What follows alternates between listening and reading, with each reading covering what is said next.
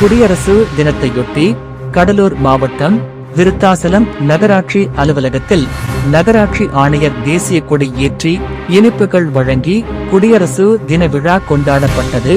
இதில் திமுக நகர மன்ற தலைவர் டாக்டர் சங்கவி முருகதாஸ், நகர மன்ற உறுப்பினர்கள், நகராட்சி அலுவலக அதிகாரிகள் மற்றும் ஊழியர்கள் பங்கேற்றனர்.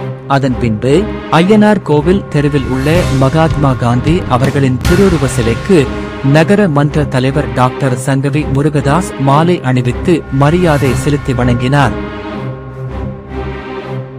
குடியரசு தினத்தையொட்டி கடலூர் மாவட்டம் விருத்தாசலம் நகராட்சி அலுவலகத்தில் நகராட்சி ஆணையர் தேசிய கொடி ஏற்றி இனிப்புகள் வழங்கி குடியரசு தின விழா கொண்டாடப்பட்டது.